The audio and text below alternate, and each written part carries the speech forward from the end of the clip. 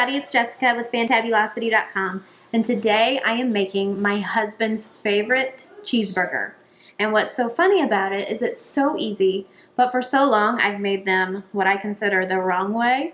And I've recently tried something new, which is seriously a simple change that a lot of people probably even know about. But I tried it, loved it, and every time he eats one he says, "Ugh, such a good burger. Such a good burger." And I love hearing him say that because it makes me feel like, ah, I did it.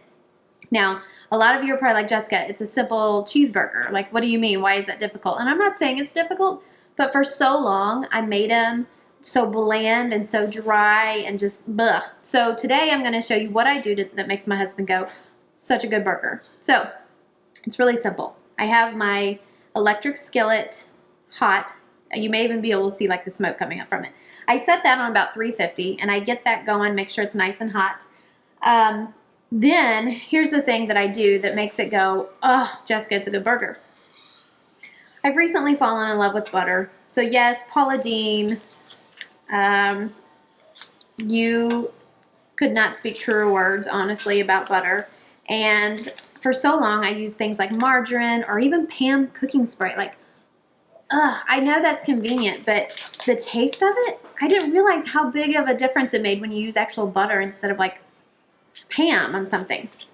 But what I've learned is when I've browned butter with beef, it is like, I don't even know how to say it. It's life-changing. It really is. So browning the butter and cooking the hamburgers in the browned butter makes them so delicious. Now, I cook my burgers in an electric skillet because when I put the lid on top, I swear it makes them more moist, just makes them juicier, and I love the way they turn out. So what I do first is, like I said, I heat my electric skillet up, and then I get my stick of butter, and I just coat the bottom of the electric skillet.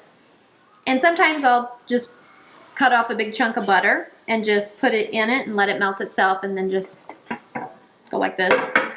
But for today, I'm just going to coat it, and I put a pretty thick coat on because you can never have too much butter. I recently became a huge fan of Julia Child, and I've known who she was. I've heard the name, but I never really took the time to sit and study or listen to her or watch any of her old shows, and oh my gosh, she's my spirit animal, you guys. She is amazing, and she loves butter. So do I. My waistline is showing that I like butter recently, but you know what? When your husband goes, "Oh, Jessica, that's so good," it's hard to stop using it. Okay.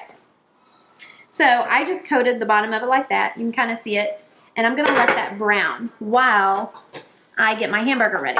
Now, we are very lucky people. I grew up on a beef farm, and I get a ton of beef every year from my parents.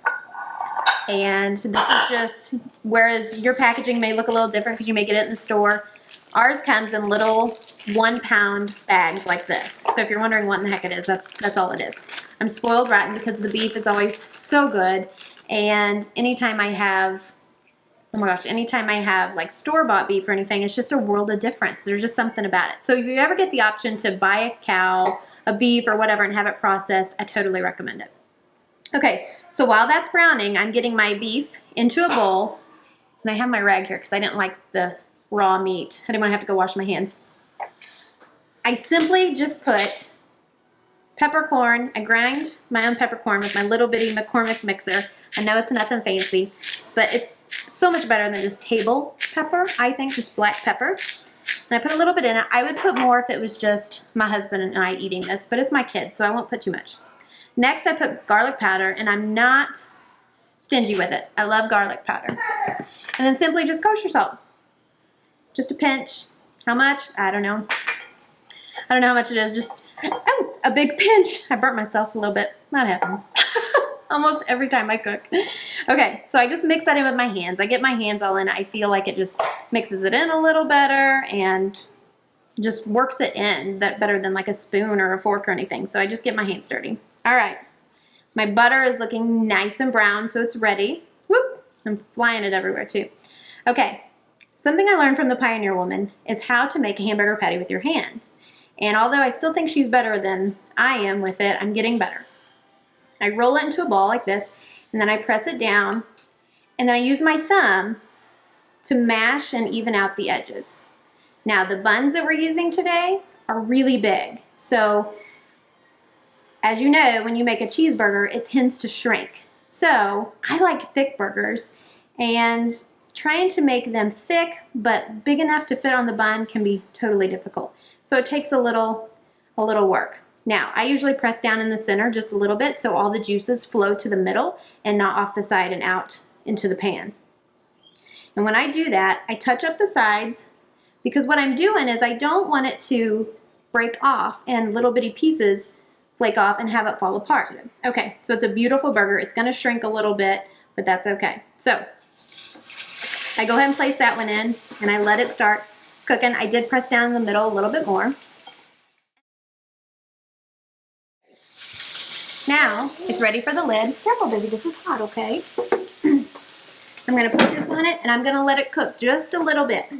Okay, and how I know when it's time to flip is when I start seeing the juices come out the top of the burger. So you'll see a lot of the, it's kind of gross, but a lot of the blood and just the juices coming out the top. And I kind of get my favorite kitchen utensil, and I lift it up a little bit to see if it's nice and brown on the bottom. I also flip it when I see the hamburgers being cooked almost to the middle too. So that's usually a good sign that it's ready to flip. Okay, so I think the burgers are ready to flip. And what I do is I take this lid off very carefully, because these things will pop at times. The liquid will drip off of the lid and into the hot butter and will pop. So be very careful. But I use the lid as a shield most of the time. Okay, so I take that off, and I'm going to show you how I know when the burgers are ready. So if you can kind of see on the bottom, they're a beautiful golden brown, and the top is actually turning more of a grayish tan color. So that was simply, that's the side facing up. That simply already started cooking through with the lid. So they're ready to flip. So flip those over. Hi, baby. This is hot, okay? Be careful. I sure will in just a second, okay? So I'm going to go ahead and flip these over, and you can kind of see they're a beautiful, beautiful butter brown burger. Okay, so what I'll do, those are all flipped. I'll put the lid back on, and I'm going to wait until those cook through. Now, how do I know that they're cooked through? Because when I start seeing the juices form out the top of the burger, and it's a clear juice instead of a reddish pinkish, I know they're done. So I'll show you what those look like here in just a bit. Okay, something I want to say about burgers that helps them stay a little juicier than maybe what you're used to. When I grew up, I watched my mom mash her burgers as they cooked. And I want to say a little later in life, she stopped doing that. I can't really remember. I'll have to ask her. But what I've learned is when you push down on a burger, it releases all the juices out of it. And then they're not as juicy. So although I want my burgers to be flatter, to become bigger, to fit on a big bun, I always refrain from pushing down on them, because it just releases all those juices and it doesn't have the flavor that you want to capture in it. Okay, so I think these are about complete. Yes. Okay. So how do I know? Because the juice is popping out of the top. I'm going to go ahead and turn this down a little bit because it's trying to attack me. I know that they're about done because the juices popping out of the top are clear. Now, I know you probably can't see that very well, but when they're not done, you'll see juices popping out of the top, like I said earlier, that are pink and kind of reddish. Okay, you can also probably tell that they shrunk in size. So, like I said earlier, it's pretty tempting to push them down to see if they'll make them bigger, but they never really get bigger when you push them down. Okay, here's my next step in the best cheeseburgers in the world that my husband says. I go ahead and simply just put on a slice of cheese. A lot of times I like to get the cheese cut from the deli. They're thicker slices, and it just adds a lot more of a cheese taste, flavor to your burger. But I don't have any of those today, so we'll just use this. Processed cheese is probably a big no-no, right? So what I do is I just top each burger with a slice of cheese, and then I put the lid back on. I've turned my skillet, electric skillet, down to a simmer. I put the cheese on the burgers. I'm just going to tip it up so you can see it, but went ahead and just put the cheese on the burgers. I cuddle them up next to each other like they like each other a little bit. I put the lid back on, and I let that cheese slowly melt on top. Now, when that cheese is slowly melted and it's fully melted on each burger, I'll go ahead and put them off on the side here together on a small plate. Again, cuddling them up against one another so they keep each other warm. And then I'm going to show you how I do the buns, because that's probably a huge factor in why they're so good. Okay, so my burgers, or the cheese is fully melted on the burgers, and they look amazing. I could totally eat one right now without the bun, but I won't. And I go ahead and put these little babies up next to each other. And if it's gonna be a while, like I said earlier, you can leave them in here to keep warm and then do your buns. What I'm getting ready to show you with my buns, do those right before you eat. But since I'm gonna go ahead and do this now, I'm gonna try to trap in a little bit of the heat and just stick them in the microwave. Not turn the microwave on, but just put them in there so they're in a small area so the heat kind of stays in one place. All right, now the part that I love doing. Now this is just the bowl that I had the raw meat in, and it's a very safe bowl. It can handle some heat. I'm gonna dump out the grease, the butter, the everything that we probably could, in all reality, dump our buns in, but we're not going to. I do, however, leave a little bit of it behind because that browned butter that's already in there and the meat, the seasonings from the meat, it doesn't hurt anything, but I just don't like the buns too soggy, too wet, too anything like that. So, since that grease is very, very dirty, I am going to cut my butter off this time and throw it in there. Now, I'm not going to use very much, maybe not even a tablespoon of real butter. I'm going to put that in the bottom of it. I'm going to turn the heat to a little bit above a simmer, actually maybe around 300. I'm going to just get my tool, my favorite fish turner tool that I use for almost everything, scrambled eggs, hamburgers, fish, anything that is flat and I can flip easy with it. I love these things so much better than a spatula. Okay, so I'm going to let this butter heat up just a little bit, get a little brown. The skillet is already really hot, so it doesn't take hardly any time to get that butter to brown. All right, so I take my Kaiser buns. We've used Kaiser, we've used sesame, we've used anything. It doesn't matter what kind they are. They're toasting in butter in an electric skillet. They're amazing. So I just take them like this, put the inside sides down. Ooh. Ooh. I have room in my electric skillet for 3 buns. I'm going to put them all down like that. Put the lid on for, I don't know, probably maybe 30 seconds. It doesn't take long for them to toast and get that flavor. And then when the 30 seconds or so is up, take the lid off, rub the buns around in any excess butter that's in there and flavors and seasonings, and then they're done and they're ready. Okay, it's been about 30 seconds or so. I can already tell. What I'm doing is just shuffling them around in there like they're dancing with each other.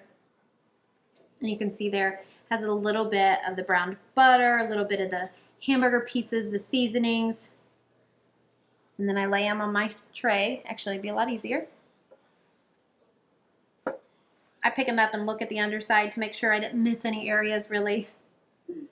And I stack them back on there. Push them around, let them dance a little bit. And there we go. Now they're ready for the cheeseburgers. Turn my electric skillet off. Bring these babies back out.